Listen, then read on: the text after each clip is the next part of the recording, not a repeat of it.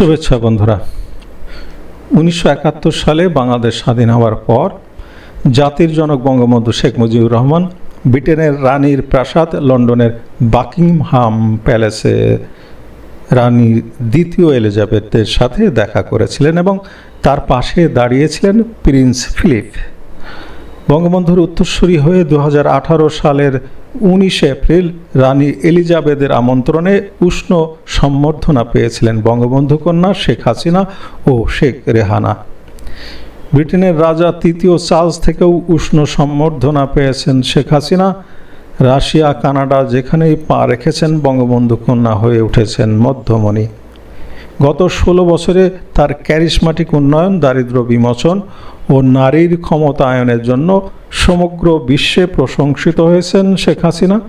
Panama papers ও paradise পেপারে যখন পৃথিবীর বিভিন্ন অসৎ প্রধানমন্ত্রীদের নামের তালিকা ছাপা হচ্ছিল, তাদের দুর্নীতির পরিসংখ্যান ছাপা হচ্ছিল, তখনও বিশ্বখ্যাত ফোর্বস ম্যাগাজিনের জরিপে বিশ্বের তৃতীয় সৎ প্রধানমন্ত্রী হয়েছিলেন শেখ হাসিনা। সমগ্র বিশ্ব যখন রাশিয়া ইউক্রেন যুদ্ধ, করোনা ভাইরাস ও ক্ষুধার বিরুদ্ধে লড়াই করছিল, তখনও শেখ হাসিনার নেতৃত্বে বাংলাদেশ এশিয়ার রাইজিং টাইগার। বাংলাদেশের অতি অল্প সময়ে বিভিন্ন সূচকে উন্নতি দেখে সারা বিশ্ব হতবাক হয়েছিল।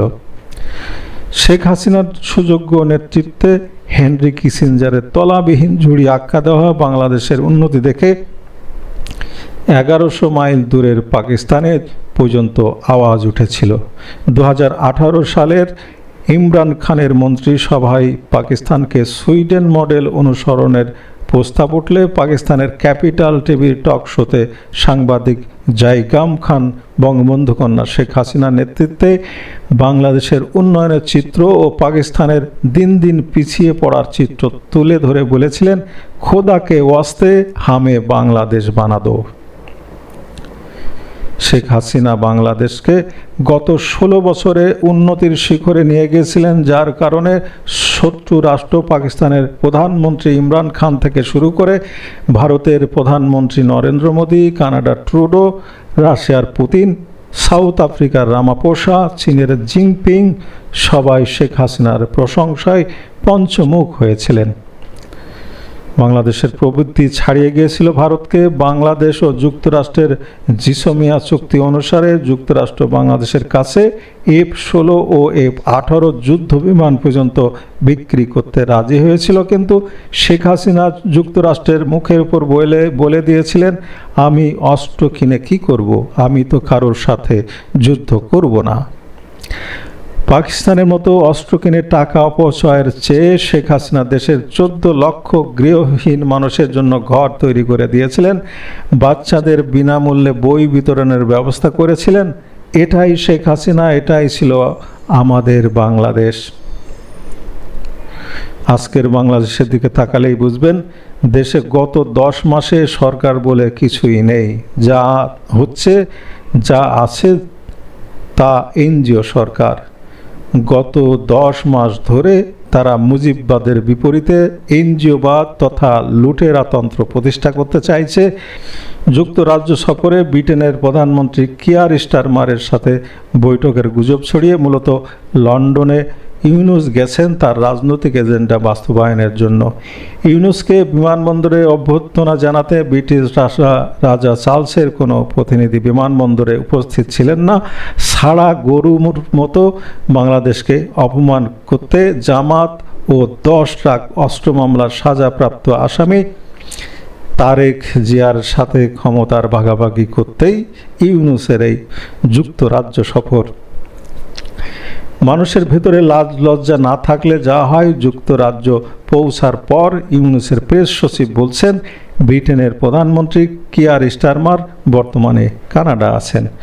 প্রধান উপদেষ্টার যদি লজ্জা না থাকে, তবে প্রেস সচিবের লজ্জা হবে কোথা থেকে?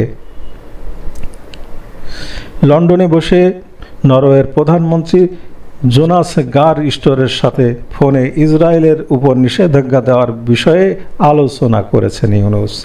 ব্যাপারখানা এমন যে ইউনূস বাংলাদেশের গদি দখলকারী উপদেষ্টা নন, বরং আমেরিকার প্রেসিডেন্ট ডোনাল্ড ট্রাম্প। এইসব ছাগলের আলাপ শুনলে খুব হাসি পায়। অবশেষে লন্ডনের স্যাথাম হাউসে বক্তব্য দিতে গিয়ে বাঙালিদের জুতা ও ডাস্টবিন হিসেবে ব্যবহৃত হয়েছেন ইউনূস ও শফিকুল। লন্ডনের প্রধান প্রধান সড়ক ও গাড়িতে করে ডিক্টেটর ও ফ্যাসিস্ট ইউনূস প্রদর্শনের আয়োজন করেছে খোদ ব্রিটিশ নাগরিকরা। কথায় আছে, যার লজ্জাই নাই তাকে জুতা দিয়ে মারলেও সে লজ্জিত হয় না। লন্ডনের রাষ্ট্রীয় দৈনিক দ্য ফিনান্সিয়াল টাইমস স্পষ্ট করে জানিয়েছে, ইউনূসের সাথে বৈঠকে বসতে অস্বীকৃতি জানিয়েছে ব্রিটিশ প্রধানমন্ত্রী স্টারমার। রাষ্ট্রের শত শত কোটি টাকা খরচ করে বিশাল সৈন্যবাহিনী নিয়ে চীন সফর করে নিজেকে গার্ডিয়ান অফ ওশান বলে হাঁকডাক দিয়ে চীন থেকে নিজের কলা নিয়ে ফেরত এসেছেন। আমেরিকার পুতুল হয়ে বাংলাদেশ, মিয়ানমার ও ভারতের মধ্যে এক অঘোষিত যুদ্ধের হুমকি তৈরি করে দিয়েছেন ইতিমধ্যে। থাইল্যান্ডের রাজধানী ব্যাংককে ভারতের প্রধানমন্ত্রী নরেন্দ্র মোদীর সাথে সাক্ষাতের পর ভারত বাংলাদেশের জন্য ট্রান্সশিপমেন্ট সুবিধা বাতিল করে দিয়েছে। ইউনূসের দুবাই সফর করে ফিরে আসার পর দুবাই বাংলাদেশের ভিসা বাতিল করে দিয়েছে। দেশে তার ব্যক্তিগত প্রতিষ্ঠানের নামে স্টারলিংক এনে ইলন মাস্ককে বন্ধু বলার পর ইলন মাস্ককে হোয়াইট হাউস থেকে বের করে দেওয়া হয়েছে। বর্তমানে পাকিস্তানের ফ্রি ভিসা ছাড়া সৌদি আরবে ওয়ার্ক ভিসা পাচ্ছে না বাংলাদেশের মানুষ। ভারত ও ভিয়েতনাম সহ বিশ্বের বেশ কিছু দেশ বাংলাদেশিদের ভিসা পর্যন্ত বন্ধ করে দিয়েছে। জাপানে গিয়ে কিছু টাকা ভিক্ষা করে আনা ছাড়া ইউনূসের গত 10 মাসের অর্জন শূন্য। এজন্য তিনি বাজারে নিয়ে এসেছেন নতুন থিওরি, 0-3 থিওরি। ইউনূসের চেলাচামুন্ডরা নতুন করে মার্কেটিংয়ে নেমেছেন। স্টিফেন হকিংয়ের বিগ ব্যাং থিওরি, বিজ্ঞানী আইনস্টাইনের থিওরি অফ রিলেটিভিটি ও স্ট্রিং থিওরির আদলে এই প্রতারক নিয়ে এসেছে 3-0 থিওরি। ছাগল যখন নিজেকে বিজ্ঞানী ভাবে, তখন কিছু আহমক বুঝে না বুঝে 3-0 থিওরি নিয়ে লাফালাফি করছে। 3-0 প্রথম 0 হচ্ছে শূন্য দারিদ্র। ইতিমধ্যে ডক্টর দেবপ্রিয় ভট্টাচার্য বলেছেন, দেশে গত 10 মাসে 30 লক্ষ মানুষ দরিদ্র হয়ে গেছে। এই শূন্য দরিদ্রর ম্যাজিক হচ্ছে দরিদ্রের সংখ্যা বাড়িয়ে দেওয়া।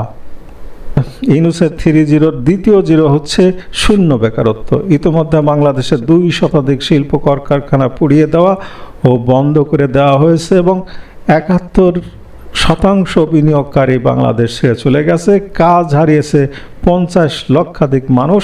শূন্য বেকারত্বের ম্যাজিক হচ্ছে বিপুল সংখ্যক মানুষকে এক ঝটকায় বেকার করে দেয়া। ইউনূসের 3-0 তৃতীয় 0 হচ্ছে জিরো নেট কার্বন নিঃসরণ। এখানেই হচ্ছে ইউনূসের এনজিও ব্যবসা, পরিবেশ দূষণ ও জলবায়ু পরিবর্তন কাজে লাগিয়ে ভিক্ষার টাকা আমেরিকার গ্রামীণ ব্যাংক সেন্টারে পাচার করে দেওয়া।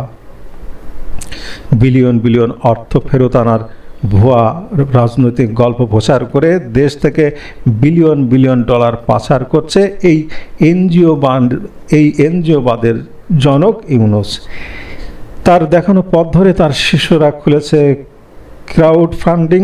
জনগণের পকেটের টাকা নিজেদের পকেটে ঢুকিয়ে রাজনৈতিক ব্যবসার নাম বাংলাদেশ জাতীয় নাটক দল বা এনসিপি।